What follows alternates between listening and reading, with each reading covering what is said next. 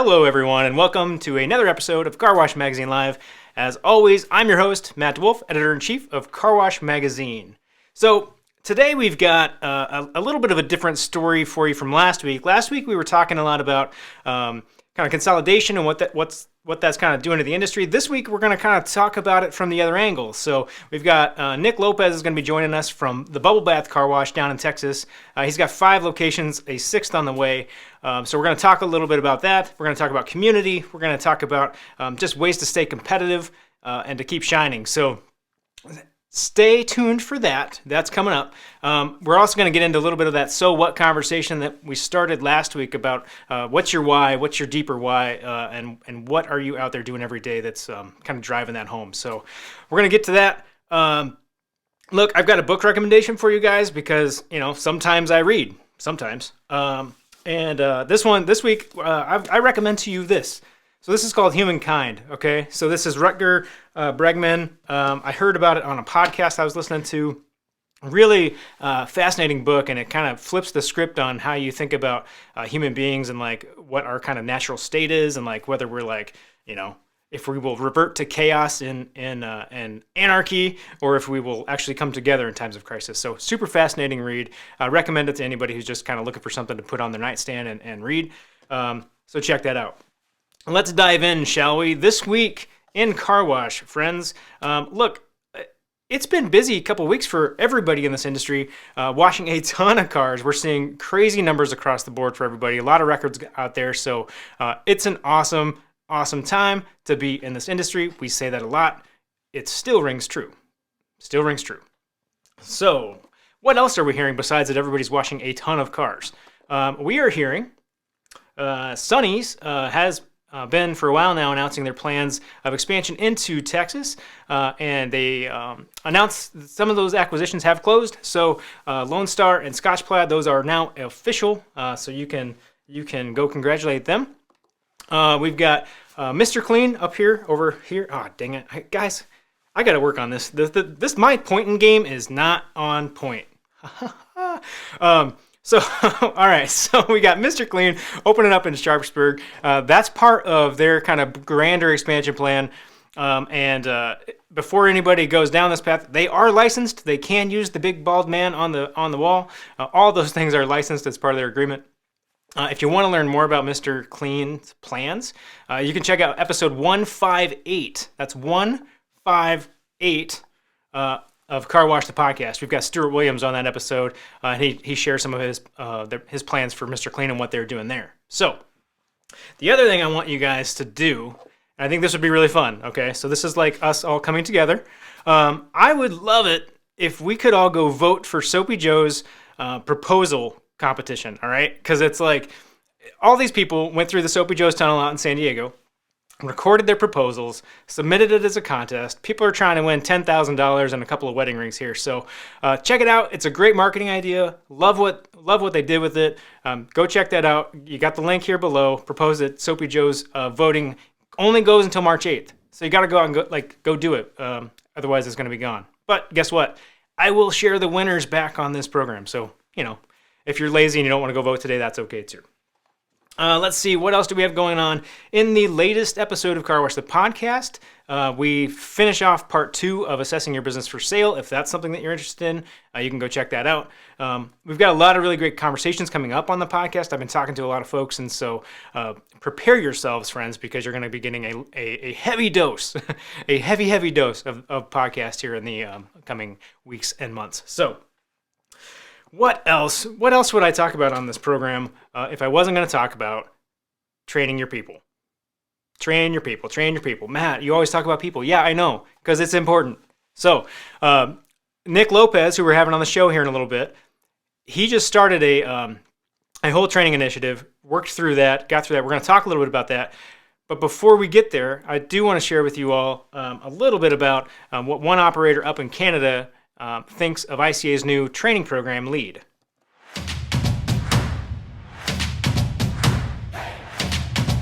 I'm Mike Black with Valet Car Washes in Ontario, Canada. We operate 9 locations up here, from express to flex, self-serve, detailing, some lube shops, and some gas stations.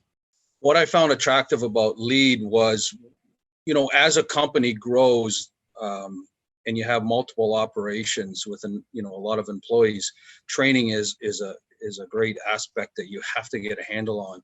And we had been trying to develop our own online training system for some time, but it just kept getting pushed to the back burner. So when I was made aware of Lead, the Lead program, I jumped right on it. I said, this is a great platform that we can use to have consistency among our network. This program is car wash specific. I think that's really important. I mean, you can take online courses, all kinds of online courses, but what I like about this is it's very specific. It puts our employees right in the business of what they're doing, and that's car washing.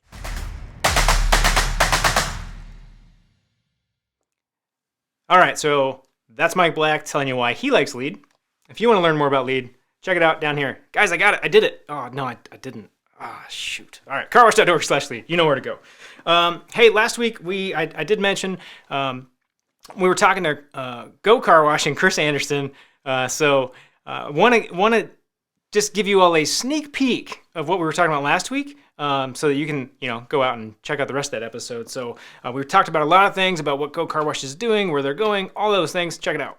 I think there's a trend in IoT and Internet of Things and artificial intelligence, which it's helping us be able to run larger business. And I'm saying this primarily because where Go is going, the transparency that we have by leveraging strong technology. I just think it's a huge opportunity.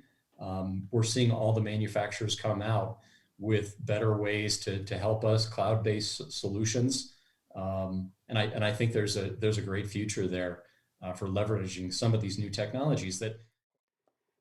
All right, so here's the deal. If you guys want to know the rest of what we talked about, you got to go check out the old episodes. They're all available for you at carwashmagazine.com. You can go check those out there. You can watch them on YouTube. You can watch the replays on Facebook. Wherever you guys like to toil away and consume your content, we're there for you. Don't worry. All right, friends. So guess what time it is?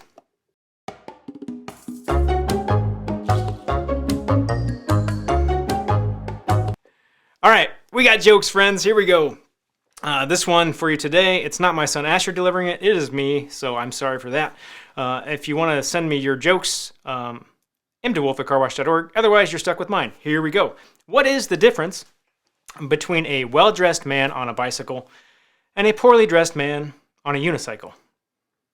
Do, do, do, do, do, do, do. A tire. Oh, no? All right. Okay. Well, that's okay. That's okay. Like I said, you're stuck with mine until you send me yours. Here we go, friends.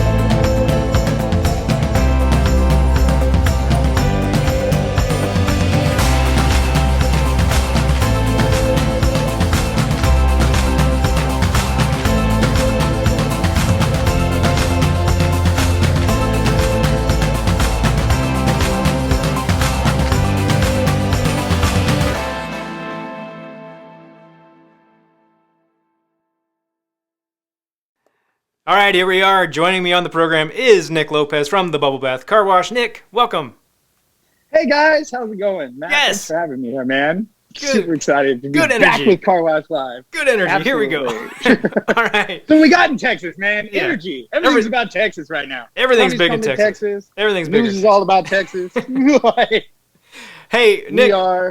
For those who are watching at home or from the wash or from their car on their phone, I don't recommend that. Unsafe.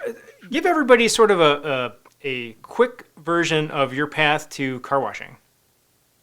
Honestly, it was a little unusual, but My father was a dentist here in San Antonio, and I was a recently graduated psychology degree guy who got let go in 2008 from AT&T sales, and I joined my father as he retired from dentist to open our first tunnel wash back in 2008. And so I jumped into car washing, having no idea what I was doing.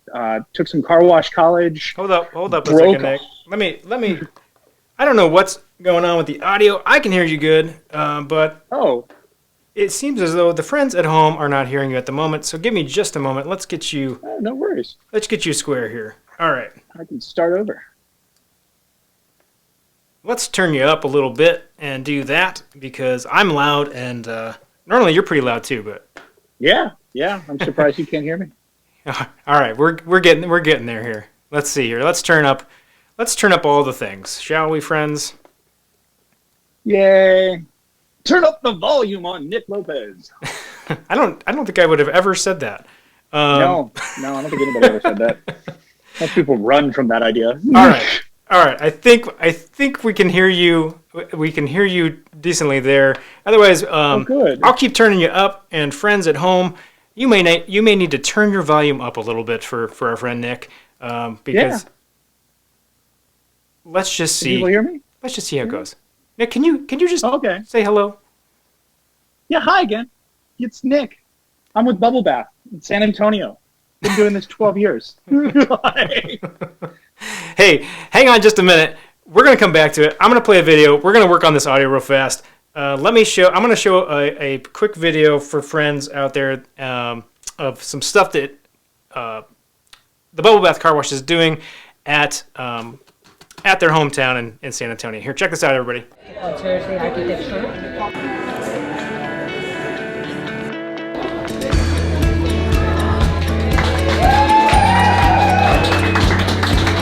You know, Looptown is the museum's most popular exhibit space. The exhibit itself is an awful lot of fun, and many children, their first memory is the car wash. And it's just a thrill that we can contribute in any way to this exhibit that gives children a way to explore and have a real-world experience. Give us the opportunity to partner with museum. Somebody that I see that reaches out to all children of this community. Incredible concept with moving parts, sounds, lights, and feels that truly represent our car wash. We're excited to unveil this new car wash for the kids to play with for the next 10 years at least.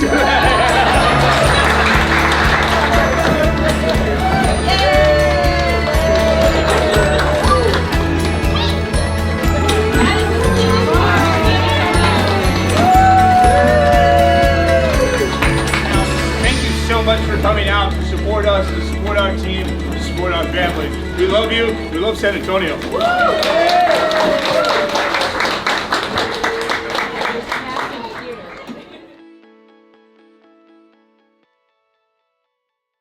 Let's try this again, shall we? Nick, can you just tell everybody a little bit about yourself?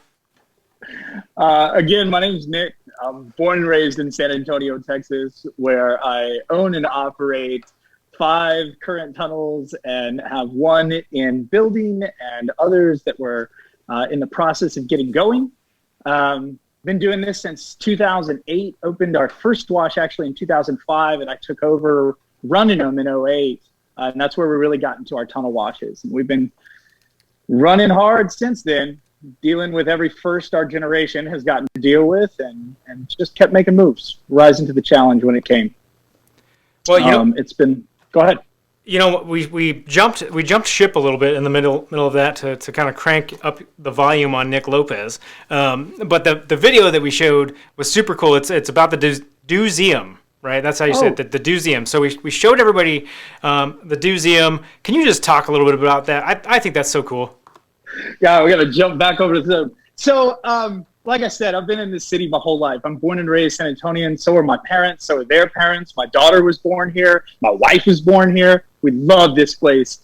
And part of that means really reaching out into our community. And through a group I'm involved with called New Leaders Council, a friend of mine who worked there reached out and asked if we'd be interested in sponsoring a toy car wash in a children's museum. And I grew up kind of, let's say that I had a tough time with education or normal education standards. So alternative education, where you got to go learn, touch, and do, was just always incredible for me. So the opportunity to be able to build a kids' car wash with McNeil as our partner who helped us build it for them, we got it installed, and it'll be there for the next 10 years. And kids love it. My daughter loves it. I get tons of pictures from it. And the museum have just been an incredible staff to work with. They are people that truly believe in really growing the city and growing the children within it, so that all kids have access to education here.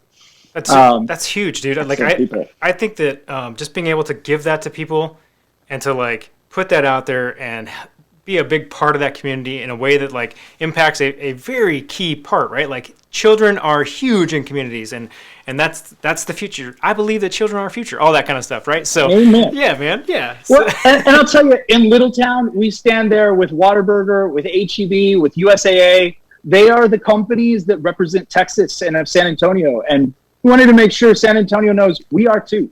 We're Texas, owned, bred, and in. We're here. we're here. We're here. It's like it's I think that's a Horton Hears a Who, right? Yeah. We're here. We're here. We're here. Yeah, yeah. Hey, let's back up though. I do want to talk a little bit about on a mildly more serious note here. Things were not good in Texas the last few weeks here. Like the deepest freeze since like the 1890s. Yeah. Can you talk a little bit about like what that was like for you all, what you all were doing? Yeah, definitely. I said, we were talking to my wife. I'm kind of tired of being the generation of firsts. We were born in '84, and growing up, all our parents ever talked about was the snow of '85. We got 14 inches of snow, and for 30 years, we saw nothing.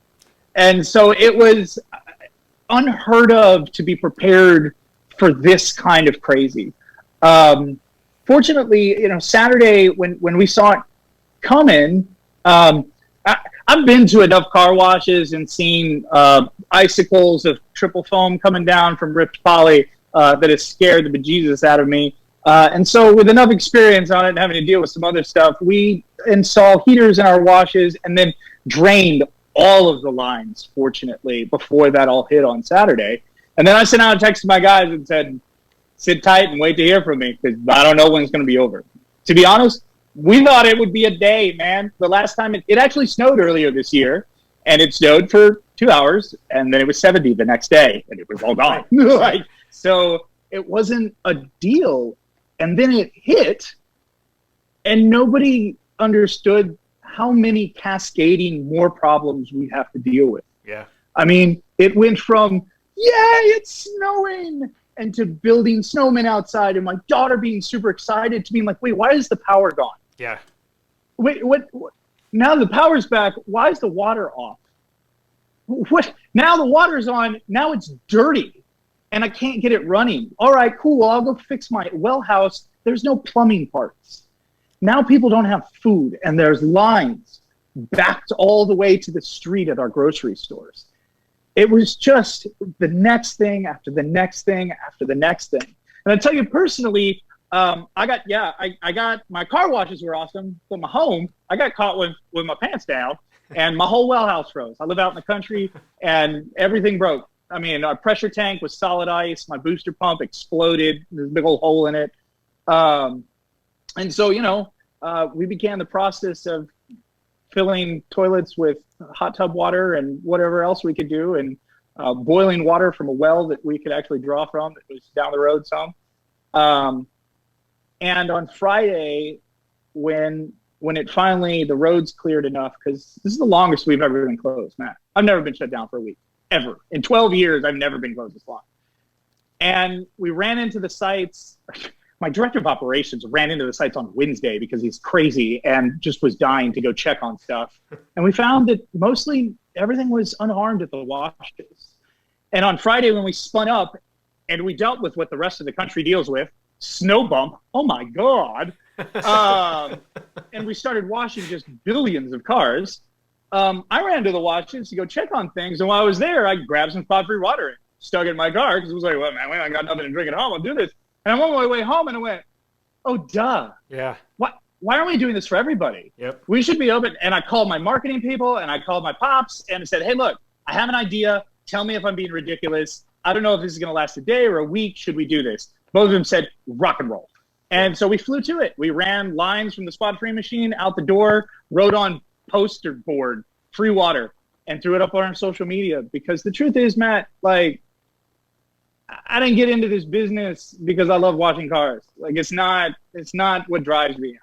I like a clean car, but I got into this business because I was built on service, because my passion is service. Because growing up, that's what we did. We saw somebody in need, we helped.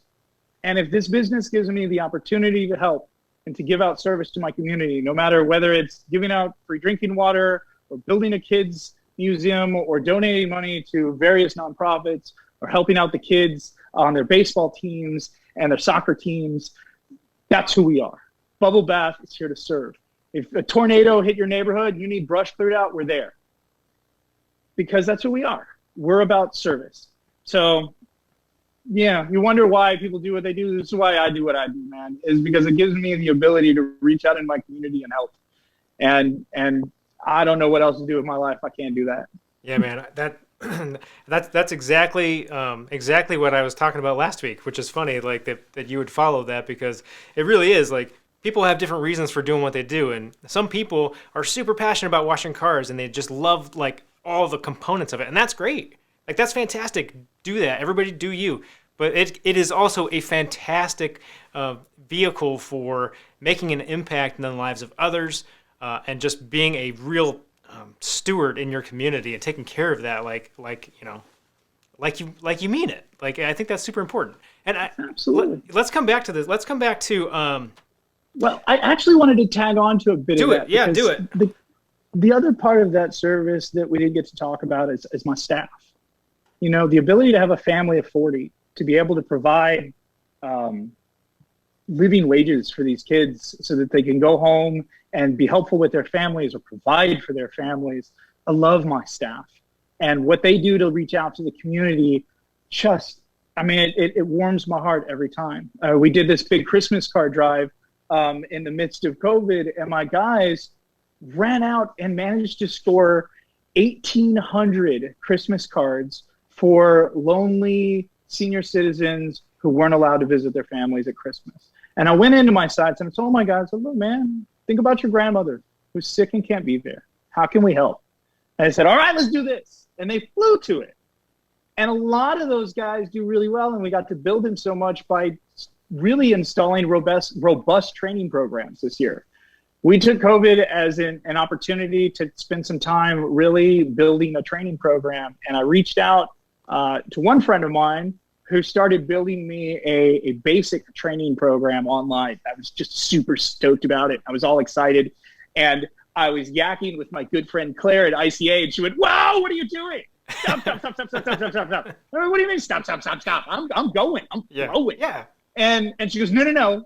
We're creating something too. And I was like, oh, no, really? Just start telling me about it. And she filled the gap to where I hadn't got. So I had gotten all these basic training lessons done into an LMS that I hadn't purchased yet.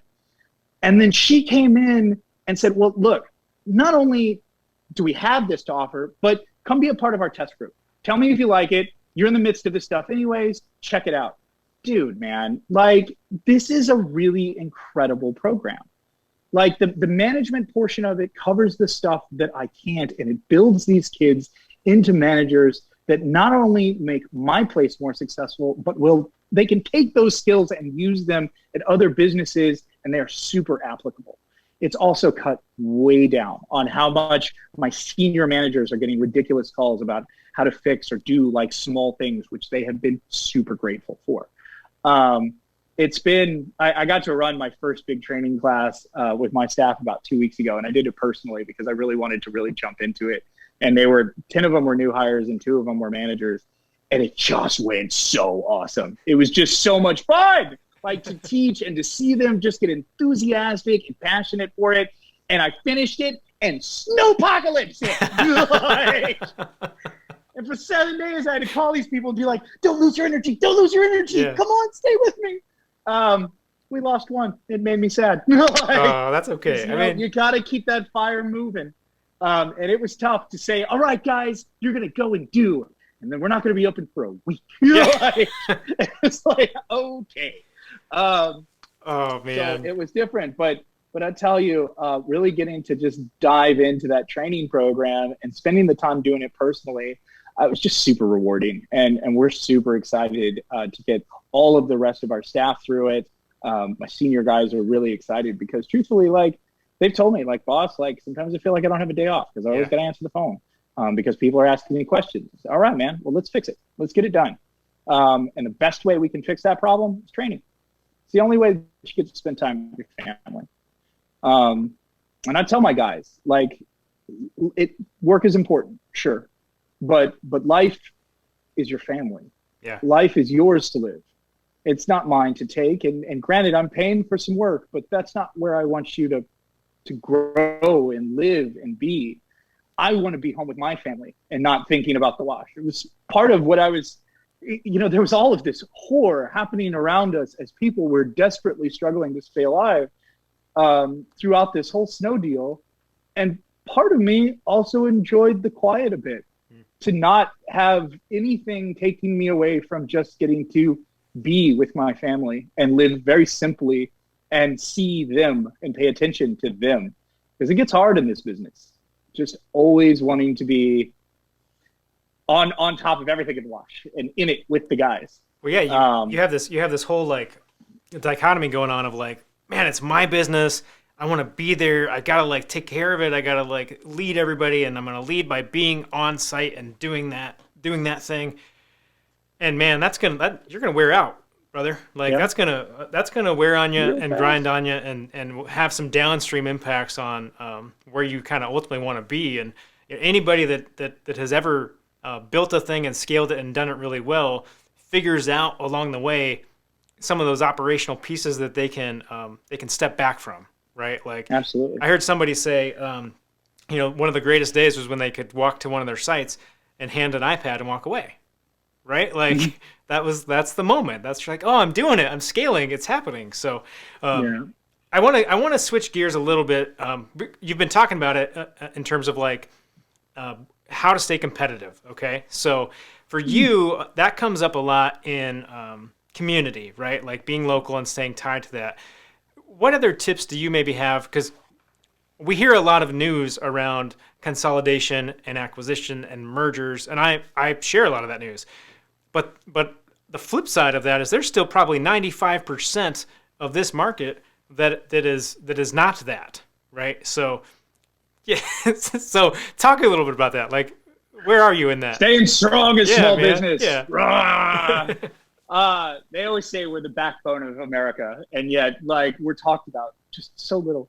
All the news is on mergers, and of course, I'm whining about that while I'm here on the news. But anyways, the truth is, Matt, is that I look at the big companies that have really shaped my area. HEP is one of them. We love talking about our grocery store.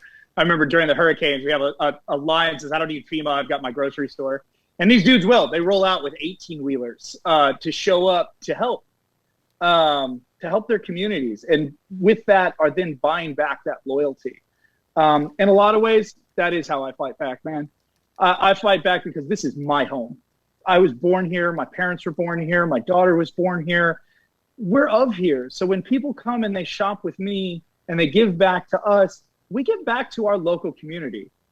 We give back to those local sports teams. All of our money goes into San Antonio. It doesn't go anywhere else. It stays here, and it stays in our community so that our community knows that when they shop local, we support them back. And so it's a beautiful cycle system that holds itself. When you bring in that side piece, while it's they absolutely do a wonderful job and provide a great service and can offer things that we can't, we still hold the community together. And we are the people that are of the community. And so we look to push back into that. An article was written about us at one point that was all about shopping local. And that was the main point, is that when you shop local, you are giving back not only to your own community, but to all the nonprofits and all the sports teams and everything else that makes up your community, because that money has to come from somewhere. And the truth is it comes from us.